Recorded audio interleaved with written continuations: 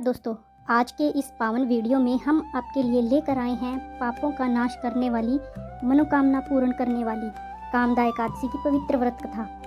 एक समय की बात है, धर्मराज युधिष्ठिर ने भगवान श्री कृष्ण से विनम्र भाव से प्रश्न किया, हे केशव, चैत्र मास के शुक्ल पक्ष में आने वाली एकादशी का क्या महत्व है? कृपया करके मुझे बताएं।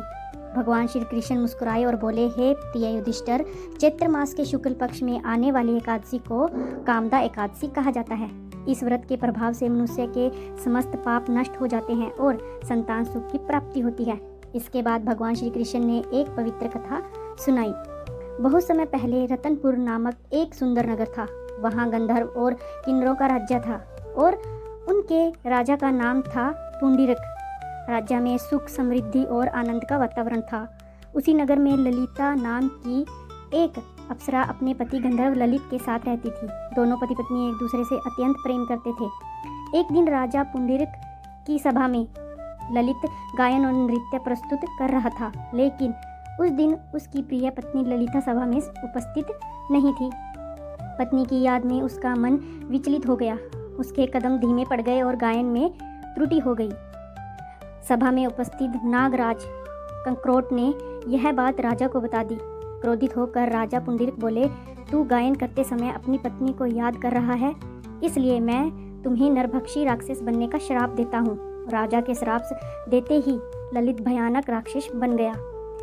जब ललिता को यह समाचार मिला तो उसका हृदय दुख से भर गया। वह अपने राक्षस बने पति के पीछे पीछे जंगलों में भटकने लगी। एक दिन उसे जंगल में एक दिव्य आश्रम दिखाई दिया, जहाँ एक महान ऋषि तपस्या कर रहे थे।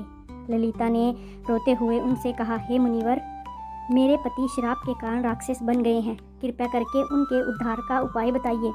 मुनि बोले, हे पुत्री, चैत्र मास के शुक्ल पक्ष की कामदा एकादशी सभी पापों का नाश करने वाली है।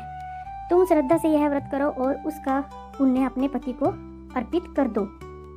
ललिता ने विधि पूर्वक कामदा एकादशी का व्रत किया। पूजन के बाद उसने संकल्प लिया, इस व्रत का समस्त पुण्य मेरे पति को प्राप्त हो। जैसे ही उसने यह संकल्प लिया, क्षण भर में ही उसके पति का श्राप समाप्त हो गया, राक्षस रूप समाप्त हो गया और ललित पुनः दिव्य गंधर्व बन गया। दोनों पति पत्नी पहले से भी अधिक सुंदर दिव्य रूप धारण कर स्वर्ग को प्राप्त हो गए। भगवान श्री कृष्ण ने कहा, यह एकादशी ब्रह्म हत्या जैसे महापापों का भी नाश करती है, संतान सुख प्रदान करती है, मनोकामनाएं पूरी करती है।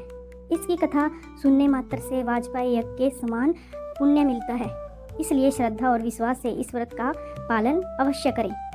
जय श्री हरि, जय विष्णु। धन्यवाद।